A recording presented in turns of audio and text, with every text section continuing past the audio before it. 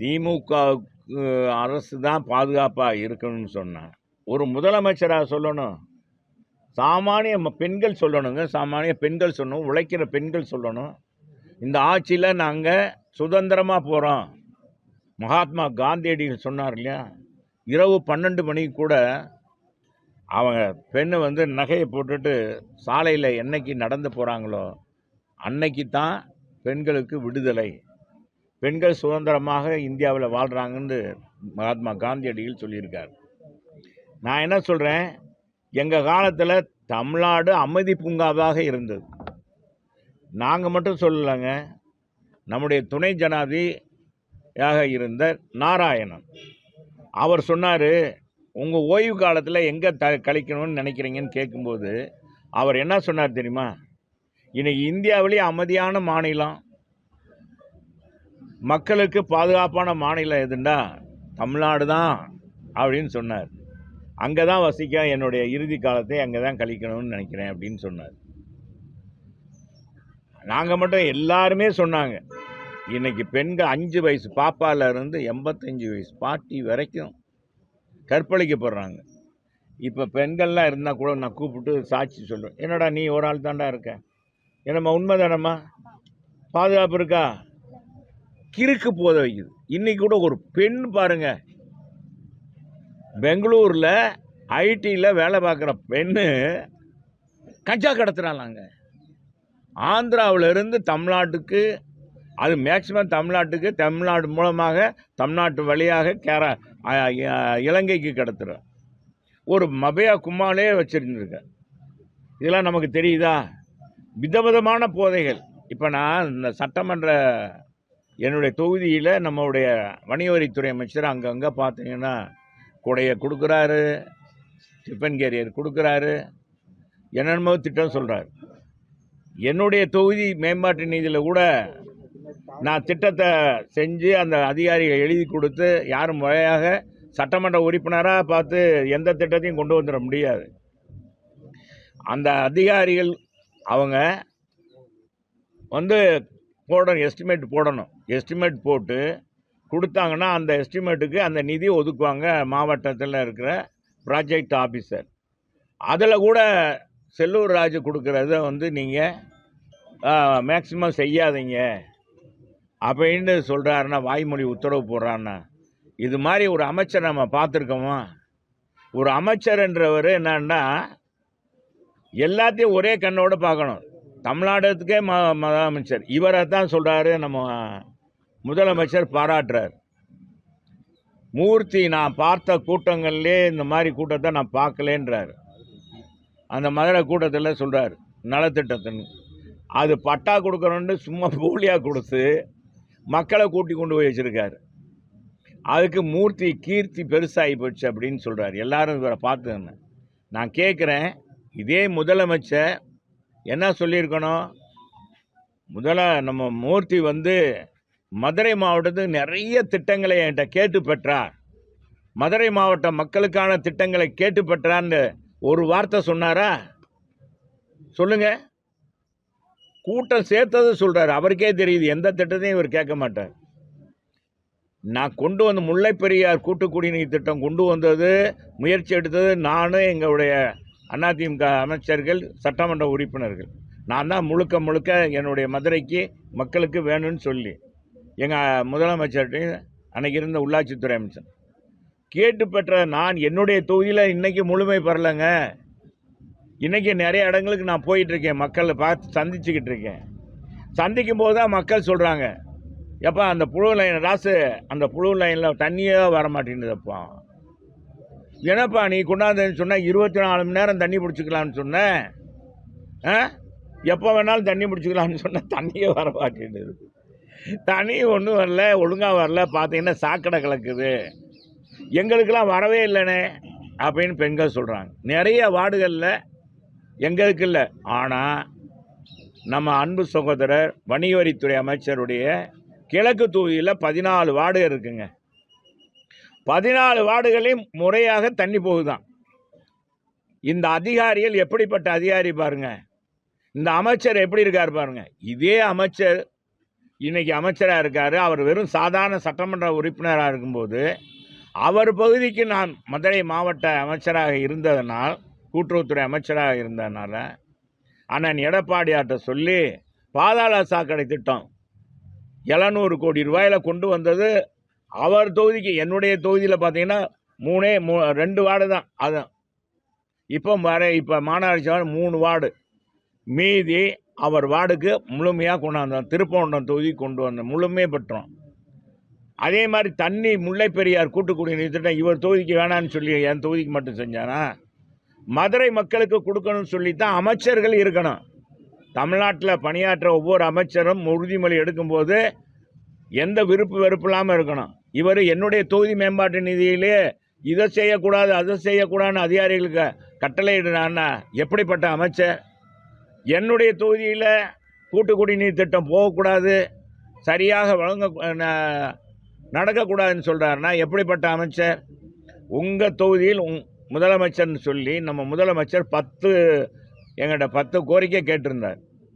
பல தடவை நான் ஊடகத்தில் சொல்லிட்டேன். ஆனால் அதில் பார்த்தீங்கன்னா மேக்சிமம் மாநகராட்சி பகுதியில் இந்த கழிவுநீர் கழிவுநீர் ரொம்ப ஓட மாதிரி போகுது.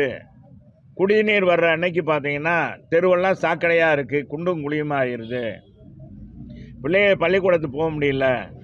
காரணம் என்னென்னா, ஏற்கனவே அந்த லிஃப்ட் வேலை, அந்த கழிவு நீரை தேக்கி வைக்கின்ற கிணறு கம்மியாக இருக்குது, குடித்தனம் பெருசாகிருச்சு. எனவே 5-6 இடங்களில் கூடுதலாக இந்த கழிவுநீர் பம்பு வெல் அமைக்கணும்னு சொல்லி நான் கொடுத்துருந்தேன். அது 5 கோடி ரூபா நிதி அது போடப்பட்டு அதுவும் நடக்கலை. அதே மாதிரி என்னுடைய கோச்சடை பகுதியில் 6 கோடிக்கு முதலமைச்சர் ஒப்புதல் கொடுத்துருந்தார். அங்கே இருக்கிற கம்மாயில் சுற்றி நடவாதை, பார்க் வசதி எல்லாம் செய்வதற்கு கொடுத்தார். அதுவும் அமைச்சர் பொறுப்பேற்ற பிறகு அந்த நடவடிக்கையை நிறுத்தி விட்டார். இன்றைக்கி மேற்கு தொகுதியில் டிப்பனை கொடுக்குறாரு, கொடையை கொடுக்குறாரு. நான் கேட்குறேன், இந்த மேற்கு தொகுதி கொண்டு வந்த திட்டம் நான் கொடுத்த அந்த 10 கோரிக்கையும் நிறைவேற்றுறதுக்கு ஒரு நடவடிக்கை எடுத்தாரா? ஒரு அமைச்சர் நடவடிக்கை எடுத்துருக்கணுங்க. மதுரை அமைச்சர் எந்த தொகுதியாக இருந்தா மக்கள் தானே. இன்றைக்கி அந்த மக்கள்கிட்ட அதை செய்வேன் இதை செய்வேன்ட்டு குடிநீர் அந்த குடியிருப்போர் நலசங்கத்தை கூப்பிட்டு சொல்கிறாருன்னா இவர் சொல்கிறது நல்லா இருக்கா? சாத்தான் வேதம் ஓடுவதை போல் தான் இருக்கிறது. அது மாதிரி தான் அன்பு சகோதரர் கேட்ட மாதிரி மகளிருக்கு இந்த ஆட்சியில் பாதுகாப்பே இல்லை, பாதுகாப்பற்ற தன்மை தான் இருக்குது. இன்றைக்கி எத்தனை பெண்களுக்கு காவல்துறை அதிகாரியாக இருந்தாலும் சரி, அது மாவட்ட ஆட்சித்தலைவராக பெண்களுக்கு பாதுகாப்பு இல்லை. இந்த ஆட்சியில் சாதாரண பெண்களுக்கு இல்லை, அண்ணா பல்கலை மாணவிக்கு பாதுகாப்பு இல்லை. சாருன்றதுக்கு இன்னும் விடுதலையே கிடைக்கல, யாருன்னு கண்டுபிடிக்க முடியல. விடுவி தெரியாத ஒரு ஆட்சியை நடத்திட்டு இதே கனிமொழி என்ன சொன்னாங்க போன தடவை தேர்தல் பிரச்சாரத்தில்? மனச்சாட்சியை தொட்டு சொல்லுங்கள். கனிமொழி கருணாநிதியுடைய, நம்முடைய கலைஞர் டாக்டர் கலைஞருடைய மகள். அப்பாவுக்கு தப்பாமல் மகன் பிறந்திருக்காங்க. பொய்யவே சொல்லி ஓட்டு வாங்கினோட மக்களை ஏமாற்றணுன்ற மாதிரி போன தேர்தலில் என்ன சொன்னார் அந்த அம்மா? சொன்னாங்க, இளம் விதவைகள்லாம் தமிழ்நாட்டில் கூடிட்டாங்க, இது காரணம் இன்னைக்கு இருக்கிற டாஸ்மாக் கடையை தான். இந்த டாஸ்மாக் கடையை எங்கள் அண்ணன் வந்த உடனே மூடிடுவார், ஒரு கையெழுத்தில் மூடிடுவார் அப்படின்னு சொன்னாங்க. நம்ம முதலமைச்சரும் சொன்னாங்க. அப்போ நம்மளுடைய நிருபர், நீங்கள் இங்கே இப்போ கேட்க மாட்டேன்னீங்க, அந்த நிருபர் கேட்டார், ஏம்மா அம்மா கனிமொழி அம்மா, நீங்கள் எம்பிகிட்ட நாங்கள் கேட்குறோம், இந்த சாராய ஆலையெல்லாம் உங்கள் அமைச்சர்கள் தானே வச்சுருக்காங்க, டிஸ்ட்ரிபியூட்டர் ஜெகத்தராஜுங்க, டிஆர் பாலு, எப்படி அடிக்கிட்டே போனாங்க, இத்தனை பேர் இருக்காங்களே, இவங்கெல்லாம் எப்படி ஆலயம், அதெல்லாம் எங்கள் அண்ணன் சொல்லி மூட வச்சுடுவார். அப்போ அதை மூட வச்சா என்ன செய்யணும், இதெல்லாம் அடுத்த மாநிலத்துக்கு போயிடும், இங்கே இருக்காது அப்படின்னு சொன்னாங்க. இன்னைக்கு போய் அவங்க என்னத்தை பேச போகிறாங்க? இந்த ஆட்சியில் பெண்கள் மாநாடு நடத்தி ஏன்னா 500 1000 கொடுத்து கூட்டிகிட்டு வருவாங்க, கூடுதல் காசு கொடுப்பாங்க. அவங்கள்ட்ட என்ன பேச முடியும்? அதுக்காக அந்த மக்கள் உட்கார்ந்துருப்பாங்க. அதுதான் நடக்கும். ஒன்றும் இல்லை, ஒன்றுங்க. இப்போ அத்திப்பழத்தை புட்டு பார்த்தோம். அத்திப்பழம் பார்க்குறதுக்கு நல்லா அப்படியே பார்த்தா செக்கச்செவேன்னு இருக்கும். புட்டி பார்த்தா ஒன்றும் இருக்காது, ஒன்றுமே இருக்காது, புழு பூச்சியெல்லாம் இருக்கும். அது மாதிரி இதில் பெண்களுக்கு பாதுகாப்பு இல்லை, பெண்களுக்கு கொடுத்த தாலிக்கு தங்கம் இல்லை, மகளிர் பணிபுரிய மகளிருக்கு உதவி இருசக்கர வாகனத்துக்கு மானியம் கொடுக்குற அதெல்லாம் நிறுத்திட்டாங்க. மடிக்கணி நிறுத்திட்டாங்க. அம்மா மினி கிளினிக் நிறுத்திட்டாங்க. இன்றைக்கி அம்மா பேரில் இருக்குன்றதுக்காக அம்மா உணவகத்தையும் இன்றைக்கி மூடுவதற்கு ஏற்பாடு பண்ணுறாங்க. ஆக இந்த ஆட்சியில் பெண்களுக்கு எதையும் செய்யாமல் ஒரு மாநாடை நடத்தி இதில் விளம்பரம் தருது திமுக. இதுலேயும் ஒரு ஃபோட்டோ ஷூட்டிங் தான் நடத்துகிறாங்கன்னு சொல்கிறேன். சார், இப்போ அதிமுகவுக்கு மாற்று தாவேக்காங்கிற ஒரு பிம்பத்தை விஜய் கிரியேட் பண்ண முயற்சிக்கிறாங்க. ஏன்னா தொடர்ச்சியாக வந்து எம்ஜிஆர் பொது சொத்து எல்லாருமே பயன்படுத்தலாம் சொல்லி சொல்றாரு. திமுகவுக்கும் தாவேக்காவுக்கும் இடையே தான் போட்டின்னு வேற சொல்றாரு. அதை நீங்க போட்டியில இல்லையேன்னு சொல்றாங்க. ஆட்சியில் இல்லாத ஒரு வலிமையான கட்சியான நாங்கள் களத்தில் இருக்கமா இல்லையான்றத மக்கள் தான் எஜமானர்கள். மக்கள் தீர்மானிக்க போகிறார்கள். வர்ற தேர்தலில் எழுதி வச்சுக்கோங்க. இங்கே இருக்கிற அதிகாரிகளுக்கு நான் சொல்கிறேன், 2026 தேர்தல் அண்ணா திராவிட முன்னேற்ற கழகம் தலைமையிலான கூட்டணி தான் மாபெரும் வெற்றி பெறும். ஆனால் எடப்பாடியார் தான் முதலமைச்சர். இன்றைக்கி எந்தெந்த அதிகாரி தவறு பண்ணுறாங்களோ அந்த அதிகாரிகளாம் நிச்சயமாக சிறைச்சாலைக்கு போவாங்க, நிச்சயமாக நடவடிக்கைக்கு உள்ளாவாங்க. அது எந்த அதிகாரியாக இருந்தால் எந்த ஐஏஎஸ் அதிகாரியாக இருந்தாலும் சரி, அது பிடிஓவாக இருந்தாலும் சரி, பிஓவாக இருந்தாலும் சரி, எல்லா அதிகாரிகளும் பதில் சொல்லியாக வேண்டும் என்பதை தெரிவிச்சுக்கிறேன். எங்கள் அண்ணன் தான் முதலமைச்சர், அதிமுக தான் வெற்றி பெறும். யார் சொல்லுவாங்க? நேற்று வந்த இவர் விஜய்க்கெல்லாம் நான் பதில் சொல்ல வேண்டிய அவசியம் இல்லை. அவர் கூட்டம் கூடுதுன்றக்காக இவரை காட்டிலும் நம்ம வடிவேலை கூட்டிகிட்டு போய் கூட்டம் நடத்துங்க. என்ன கூட்டம்? நயன்தாரா கூட்டிகிட்டு போங்க. நயன்தாரா கூட்டிகிட்டு போய் நாளைக்கு ப்ரொபகண்டா பண்ண சொல்லுங்கள். கூட்டம் கூடத்தான் செய்யும், எல்லோரும் பார்க்கத்தான் செய்வாங்க. நடிகர்னா கூட்டம் கூடும்.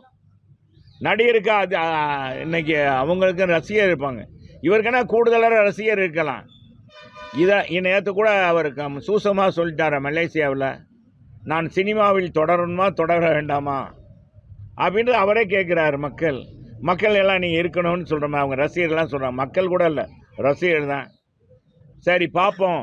ஏன் முழுமையாக நான் சொல்லிட்டா அது விட தெரிஞ்சிடும். எப்போவுமே சஸ்பென்ஸ் வைக்கணும். என்னென்னா அப்படிதான் சஸ்பென்ஸ் வைக்கணும்னு தான் சொல்கிறார். அப்போ அவருக்கே தெரியுது இது சும்மா எல்லாமே நல்லா தாங்க. ட்ரெய்லர் பார்த்தீங்கன்னா இந்தியன் படம் 2 படத்தை பாருங்கள், என்ன விளம்பரம் என்ன மாதிரி இருந்துச்சு. மக்கள் என்ன நினச்சாங்க? எல்லாரும் எம்ஜிஆராக மாற முடியாது. எம்ஜிஆர் வானத்தில் ஒரு சந்திரன், பூமியில் ஒரு ராமச்சந்திரன் ஒருத்தர் தான். காவியத்தில் ராமச்சந்திரன் இருக்கலாம். எம்ஜிஆராக எல்லாரும் ஆகணுன்னா ஒன்றும் நடக்காது. சும்மா பார்க்குறது கூட்டம் கூடும் எல்லா இடத்துக்கும். இதே 3 தடவை விஜய் வரட்டும், கூட்டம் கூடுறத பார்ப்போம்.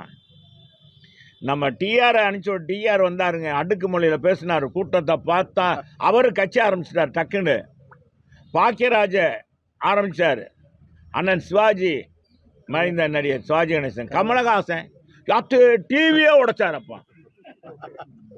ஊழல் எதிர்த்து இந்த கட்சி தொடங்கியிருக்கு. ஒரு 6 அரசியல் மக்கள் நீதி மையம் எதிர்க்கும்னார். ஒரு சீட்டுக்காக போயிட்டாரே. இது மாதிரி தான் ஆகக்கூடாது விஜய் என்பதுதான் என்னுடையது. ஓவராக ரொம்ப கான்ஃபிடென்ஸை வச்சா ரொம்ப இதாகும். பார்த்துருக்கேன். நீங்கள் இப்படி சொல்கிறீங்க சார், ஆனால் உங்கள் கூட்டணியில் இருக்க பாஜக வந்து விஜய் வரணுங்கிறாங்க ஓப்பனாக. ஏங்க இது என்னங்க கூட்டணி? சொல்கிற கேளுங்க. கூட்டணிக்கு யார் வேணாலும் வரலாம், அழைக்கிறது அவங்களுடைய விருப்பம், இது பண்ணுறது. ஆனால் ஓவராக எனக்கு ரொம்பவும் செல்வாக்கு இருக்குது அப்படின்னு நான் எந்தவே காலத்தில் எந்த இடைத்தேர்தல் ஜெயிச்சிருக்காரு, எங்கே செஞ்சுருக்கார், எந்த இடைத்தேர்தலில் நின்றார், எந்த மக்கள் பணியை ஆற்றினார், இதெல்லாம் போனால் விமர்சனம் ஆயிரும். நான் அவர் விமர்சனம் பண்ண விரும்பலை. புதிதாக வந்திருக்கேன். நானும் அவர் கட்சி ஆரம்பிக்கணும்னு சொன்னவங்கள நானும் ஒருத்தன் தான். ஆனால் அதுக்காக உடனே எல்லோரும் எம்ஜிஆர் ஆகணும், எம்ஜிஆர் மாதிரி ஆட்சிக்கு வந்துடும்னா, எம்ஜிஆர் ஆட்சி எடுத்தோன்னே வந்தார். 1952 திமுகவில் சேர்ந்து அந்த திமுகவுக்கு உழைத்து தான் ரத்தத்தை வேர்வையாக சிந்தி நடித்த அந்த பணத்தை கட்சிக்காக, மக்களுக்காக, ஏழை மக்களுக்காக கொடுத்து வாழ்ந்தவன் எம்ஜிஆர்.